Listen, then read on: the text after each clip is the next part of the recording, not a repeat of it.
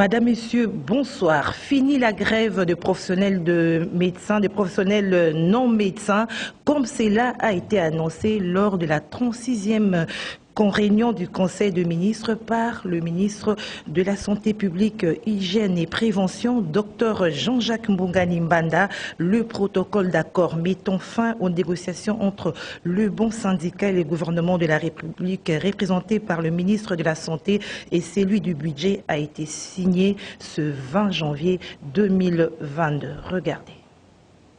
La cérémonie officielle de la signature de ce protocole d'accord s'est déroulée ce jeudi 20 janvier 2022 au Salon Rouge de l'immeuble intelligent à Kinshasa.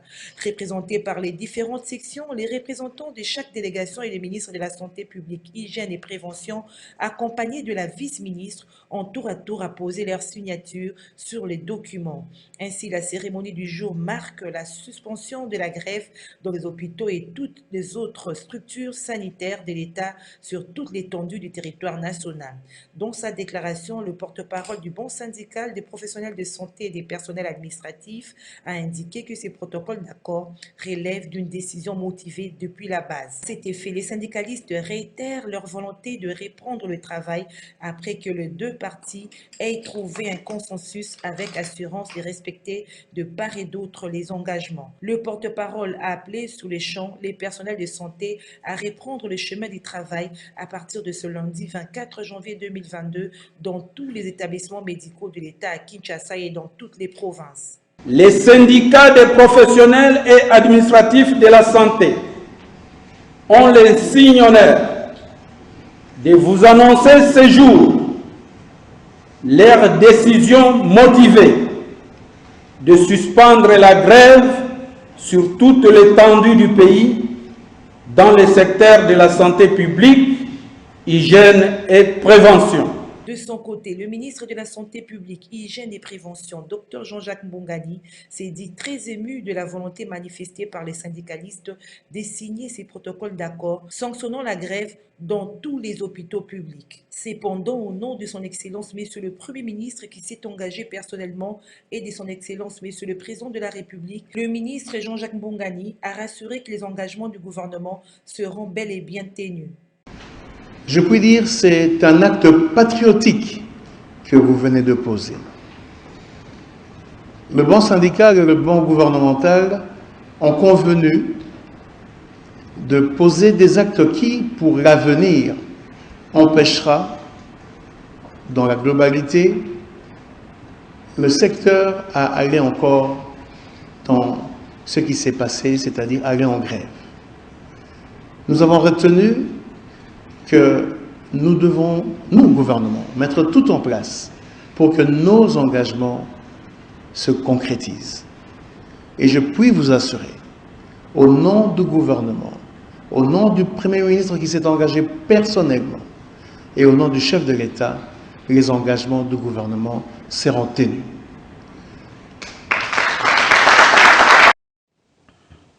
Restons au ministère de la Santé publique, Hygiène et Prévention, où le docteur Jean-Jacques Mbongani a échangé mercredi avec les sénateurs du Grand Équateur au menu de leurs entretiens la situation sanitaire dans leur province. Suivez ce reportage.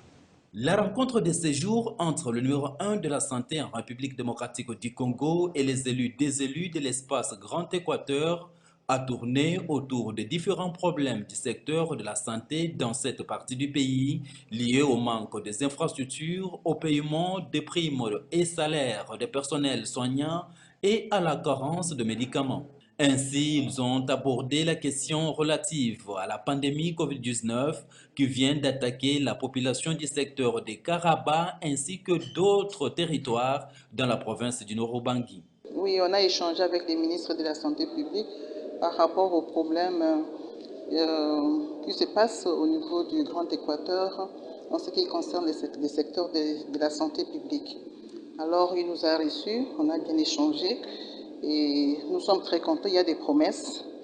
Au niveau de l'espace Grand Équateur, les agents du secteur de santé souffrent beaucoup en ce qui concerne les primes, les salaires. Il y a aussi des problèmes de formation. Et il y a aussi un problème de bâtiment, il n'y a pas de locaux. Les problèmes aussi des permanences de médicaments. Et le problème de Covid-19 qui s'est vu aujourd'hui, la pandémie, qui a attaqué aussi par exemple le Karawa et d'autres territoires. Et tout cela, c'est les problèmes qu'on devrait exposer au ministre afin qu'il puisse trouver des solutions avant que nous puissions nous rendre en vacances parlementaires dans nos bases respectives. Il a été favorable avec de bonnes promesses. Il a les promesses, il a dit que bientôt là, il y aura de grandes réalisations dans le cadre du programme du président de la République concernant les 145 territoires. Et aussi, pour ce qui nous concerne, il va nous remettre un lot de médicaments que nous aurons à remettre aux centres de santé, aux hôpitaux de nos territoires respectifs. C'est un problème qui date de longtemps, il y a un désordre dans ce secteur. Beaucoup d'agents du secteur de santé ne bénéficient pas de la prime, de leur salaire comme il se doit. Alors, le ministre a pris en considération ce problème-là. J'ose croire que cette année, ici, 2022, il y aura un changement. D'après la sénatrice de la Tchouapa et porte-parole de la circonstance, l'honorable Lydie Baopoko, le ministre de la Santé publique, Hygiène et Prévention a été favorable aux différentes préoccupations soulevées. Il a ainsi promis d'y apporter des solutions idoines afin de répondre à l'attente de la population du Grand Équateur. À la Chambre basse du Parlement, le représentant résident de l'UNESCO en République démocratique du Congo s'est entretenu avec les élus nationaux membres de la commission socio-culturelle. Jean-Pierre Libodo est allé recueillir la participation de cette commission parlementaire à la journée des réflexions sur la question de l'éducation en marge de la journée mondiale de l'éducation. Suivez. Les députés membres de la commission socio-culturelle de l'Assemblée nationale ont eu une séance de travail avec une délégation de l'UNESCO conduite par son représentant résident en RDC, Jean-Pierre Libodo. Au menu de la rencontre, approfondir la réflexion sur la question de l'éducation, notamment autour de l'accès à l'éducation, la question de l'enseignement et la qualité de contenu des manuels scolaires, ainsi que d'autres questions à discuter lors de la journée du 24 janvier 2022 à l'hôtel Pullman. Et ceci en marge de la journée mondiale de l'éducation consacrée par les Nations Unies. Nous avons, nonobstant le fait que le thème de cette journée était beaucoup plus sur le futur de l'éducation, sur les questions liées donc à ce que nous avons pu faire, qu'est-ce qu'on doit garder, qu'est-ce qu'on doit abandonner, qu'est-ce qu'on doit inventer pour ces futurs. Nous avons, disais-je, pensé qu'il fallait qu'on mette l'accent sur la question de la gratuité. La question de la gratuité en tant qu'élément, j'allais dire, multidimensionnel, parce qu'elle paraît simple, mais elle est très complexe. Tel que le président de la République l'a décidé, nous avons voulu, en tant qu'UNESCO, contribuer à cela à travers une réflexion de très haut niveau, qui associerait donc la Commission et d'autres experts nationaux, sur la question des infrastructures, sur les questions liées donc également à l'accès à l'éducation, les questions liées à la question enseignante, parce que c'est très important, que ce soit leur formation ou encore les salaires qu'ils reçoivent, les questions liées donc à la qualité des contenus des manuels scolaires, qu'on voulait discuter également, et d'autres questions qui seront discutées le 24 matin à l'hôtel Pullman. À l'issue de la journée de réflexion, les conclusions seront immédiatement remises au chef de l'État, assorties de propositions concrètes, notamment sur ce qu'il convient de faire pour résoudre la question de l'accès aux infrastructures. Avec la participation des députés membres de la commission socio-culturelle, l'UNESCO attend des suggestions pertinentes qui aideraient à mettre en place une task force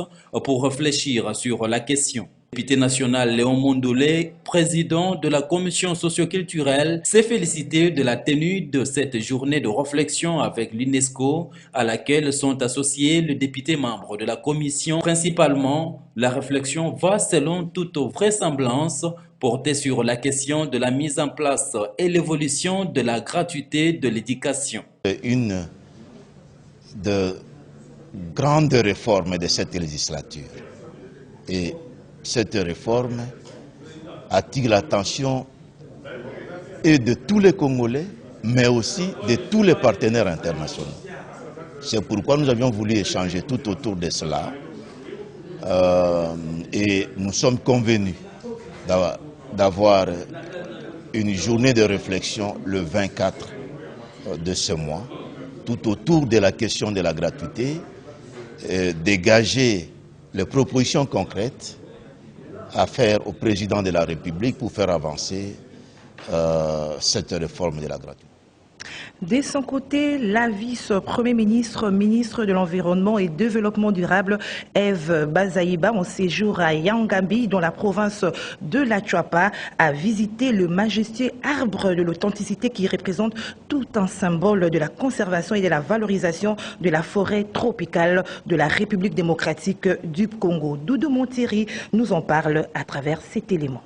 Il est devenu un lieu de conservation de l'histoire de la forêt tropicale de Yangambi dans la province de la Tchopo. Situé en pleine forêt, l'arbre de l'authenticité est un vieux arbre de plus de 3 siècles, mais qui vit encore. Passage pour la visite de la tour à flux de carbone de Yangambi, la vice-première ministre, ministre de l'Environnement et du Développement durable, a visité cet arbre dont, selon l'histoire, le roi Léopold II passait se reposer lors de ses visites dans la station de la réserve de Yangambi. D'une hauteur de 45 mètres et 9 mètres de diamètre, l'arbre de l'authenticité représente un symbole de la conservation et valorisation de la forêt tropicale de la RDC. Au passage, F. Bazeba Massoudi a eu des explications sur la longévité de cet arbre par l'ingénieur Yangambi.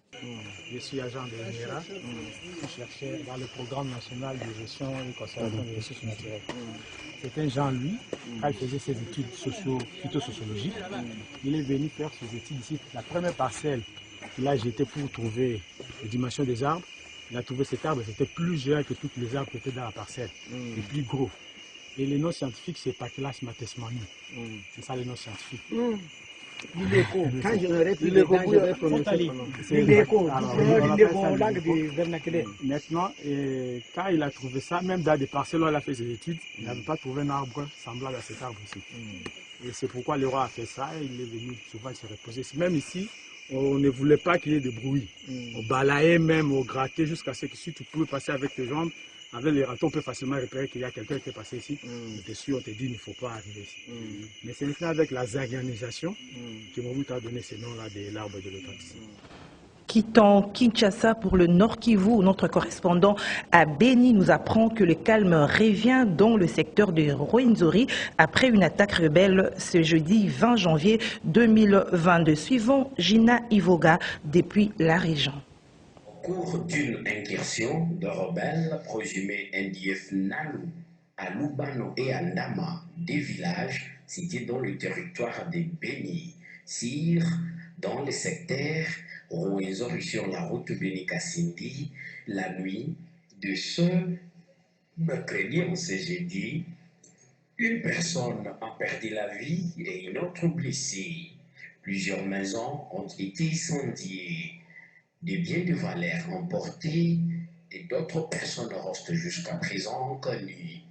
Comme cette attaque a été attribuée aux rebelles ougandais et d'IF, l'armée a envie d'intervenir bien sûr après la perte ou alors le dégât. L'armée, cette journée, communique des gens et une accalmie qui vient de régner sur place.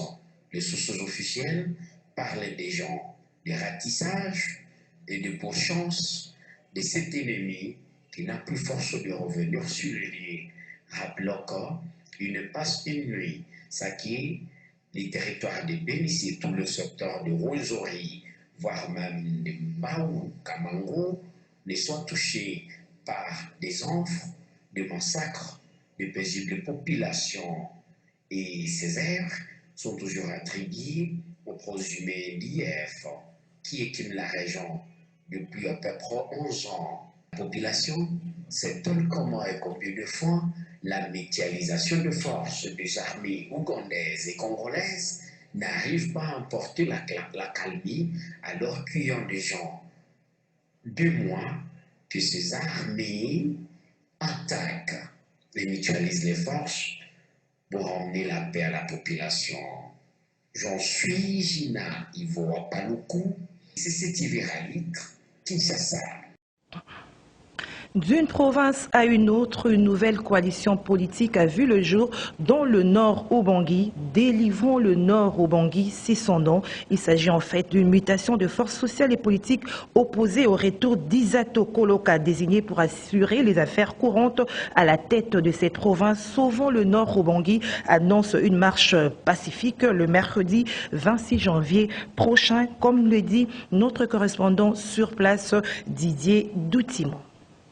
Création mercredi 19 janvier d'une coalition dénommée Délivrons le Nord Ubangui. Elle regroupe les forces politiques MLC, IDPS, INC, RDT, MSC, Mouvement du 14 juillet, M14 et le mouvement citoyen Génération DD Kodoro GDK, ainsi que la coordination de l'Union sacrée Nord Ubangui. Délivrons le Nord Ubangui s'assigne plusieurs objectifs, entre autres empêcher les manœuvres d'Isato Nzege Koloka qui cherche par tous les moyens de revenir comme gouverneur de la province. Un communiqué de presse contenant des recommandations est lu par Trésor Tomene, porte-parole. Les forces politiques et sociales du Nord Ubangui, notamment l'IDPS Tshisekedi, les MLC, les RDT, l'INC, les MS, la coordination de l'Union sacrée Nord Ubangui, les M14 et la GDK, se sont réunis ce mercredi 19 janvier 2022 en vue de prendre les dispositions pratiques relatives à la mobilisation populaire dans le Nord Ubangui. En vue de parvenir à la libération et à la délivrance de la province du Nord Ubangui, qui passe par l'éviction effective et définitive de M.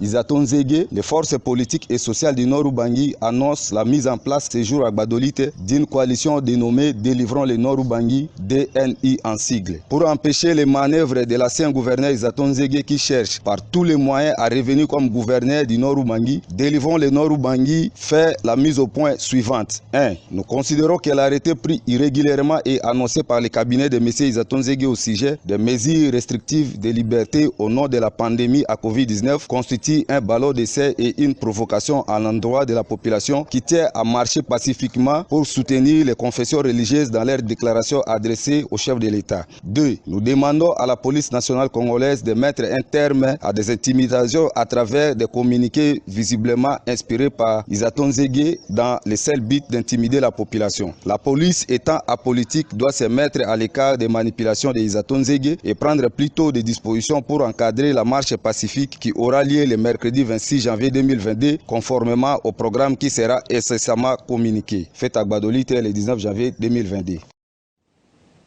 Dans la province de la Chuapa, les notables haussent le ton. Ils dénoncent la mégestion du gouverneur qui empêche le développement de ce coin du pays. Suivez plutôt Richard Lokota. Il est notable de la Chuapa au micro de Nancy Leka. Bon, le message, c'est pour nous plaindre par rapport à la gestion du gouverneur de province de la Chuapa. La Chuapa se meurt, tout le monde le regarde, tout le monde devient amorphe, impuissant, personne ne peut rien faire pour le moment. Nous voulons que Chuapa ressuscite. Le gouverneur l'a tué, mais il n'est pas encore, elle a tué Chuapa, mais la Chuapa n'est pas encore morte, elle agonise. Et nous sommes venus avec le message de faire en sorte que la Chuapa se redresse. On ne voit aucun investissement. Depuis que le gouverneur Bongo est là, il y a aujourd'hui 5 ans, il n'a rien fait du tout, aucune réalisation. Comment voulez-vous, madame, que la province se développe si personne qui investit dans la province? Et le premier investisseur qui donnerait l'exemple devrait être l'État. L'État à travers la province. Et qui dit la province, c'est le gouverneur de province qui gère cette province. Il dit souvent à qui veut l'entendre que le gouvernement central n'envoie rien pour l'investissement de la Chuapa. Est-ce vrai ça? Est-ce vrai? Et quand nous rentrons à l'intérieur de la province elle-même, l'argent généré par les recettes fiscales provinciales va où? Cet argent va où? Prend quelle destination? Voilà. Et de l'autre côté, quand on voudrait que le gouverneur Bongo parte, il y a quelques fils de la Chuapa qui des connivences avec les présidents, avec l'Assemblée provinciale. En plus bref, plusieurs militants du parti politique Kita, interpellés et emmenés au camp Lufungula ce jeudi, ils répondaient à l'appel de leur président Géry Loubala pour un sit-in devant la primature afin de réclamer la démission du Premier ministre Jean-Michel Sama-Lukonde, disent-ils, à cause de son incapacité de résoudre le problème lié aux besoins les plus élémentaires de la population tels que le manque d'eau, d'électricité aussi, le manque d'hôpitaux dignes. Le parti politique Kita dit avoir informé l'autorité urbaine sur l'organisation de ces sit-in, dossiers à suivre. Vous le savez peut-être ou vous l'avez peut-être suivi, l'ancien ministre de l'EPST, Willy Bakonga, bénéficiaire de la grâce présidentielle à travers ses avocats, a annoncé sa rentrée politique au mois de mars prochain. Alors, ce questionnement, connaîtra-t-il un empêchement du point de vue juridique? Maître Willy Wenga apporte des éclaircissements au micro d'Émile Mouyaya. Une personne graciée peut-il reprendre ses fonctions politiques, ses fonctions civiles? Moi, je dois partir de l'infraction.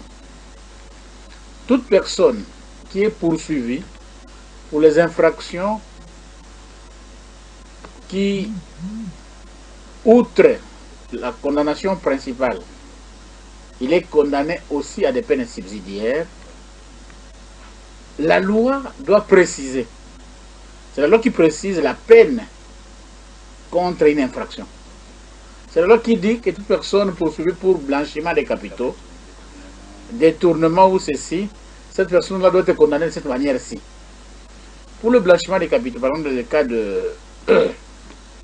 parlementaire Willy Bakonga, parce que c'est ça le cas qui déflore la chronique du fait qu'il a annoncé son retour politique. Il a été poursuivi pour blanchiment des capitaux, puis financement du terrorisme.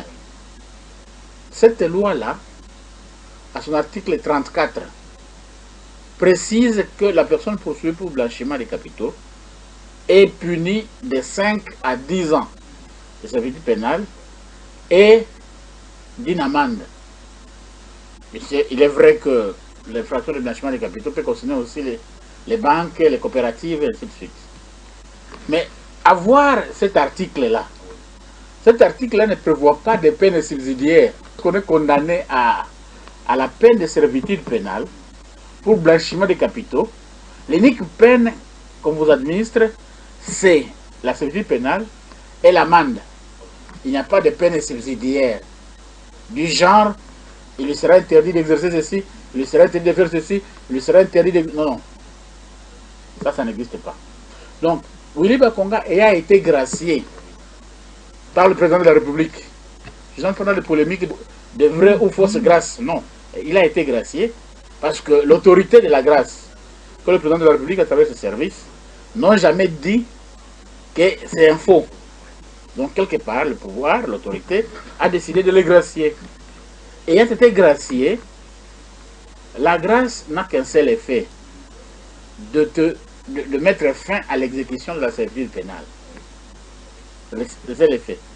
Mais les effets liés à la condamnation pénale demeurent. Donc, lorsque vous êtes condamné, lorsque vous êtes gracié, vous quittez la prison, mais vous restez condamné. Des salles de classe bâties en paille en plein 21e siècle. On les retrouve notamment dans la province de Sankuru. Sur place, les parents lancent un cri de détresse aux autorités du pays. Regardez. Nous sommes à Diboko, dans la province de Sankuru, où le développement est loin d'être une réalité en plein 21e siècle. Les enfants étudient à même les sols sous les salles de classe en paille, sans toit ni tableau, exposant ainsi les élèves sous toute forme d'intemprés. Triste réalité dans une province qui a déversé nombreux de ses fils aux affaires depuis de longues années. D'où ce cri d'alarme des professionnels de la craie de Diboko. Le directeur de l'EP du Boko Diaboukol, nous souffrons pendant 12 ans. Monsieur le ministre, nous vous demandons, vous pouvez aussi songer pour nous pour nous amener les tôles pour qu'on puisse un peu construire cet bâtiment. Nous n'avons pas de manuel, nous n'avons pas de bâtiments, nous n'avons pas de tableaux. Alors, nous faisons les efforts personnels. Nous vous demandons, nous vous en prions de songer pour nous. Excellence, en tout cas, ça doit vous faire honte. Dans l'espace Kasaï, regardez les tableaux. Regardez les tableaux, regardez bien les tableaux. Hein?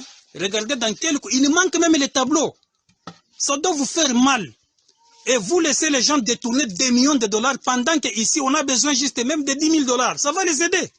Si vous envoyez 10 000 dollars ici, nos enfants vont étudier dans de très bonnes conditions. Sans banc, sans tôle, dans l'espace Kasaï. Lambert Mende, vous avez des millions de dollars. Incroyable mais vrai, des ossements humains vieux de quelques années, déterrés par de jeunes pour fabriquer de la drogue qu'ils appellent Mugo, une pratique qui devient courante à Goma, dans la province du Nord Kivu. Suivez plutôt ces papiers de commentaires signés Nancy Leka. Selon les informations tirées du livre Grand Débat, les fabricants de la drogue appelée Mugo, pour la plupart des jeunes, déterrent des restes humains dans des cimetières déjà fermés par les autorités. Ce qui reste des squelettes, c'est ce que les fabricants transforment en poudre et consomment sous forme de cigarettes. Cette drogue, fabriquée à base des os de squelettes ou de crânes des personnes décédées il y a plusieurs années, est strictement interdite et pourtant fortement consommée en grande partie par la jeunesse des Goma. Sa commercialisation se passe dans la clandestinité. Il suffit de se faire prendre par des services de sécurité pour écoper de plusieurs années de prison. La drogue coûte très cher à Goma et peut durer plusieurs jours dans le cerveau humain. Votre fidélité nous honore, Madame, Monsieur. Ce journal est fini. Au revoir.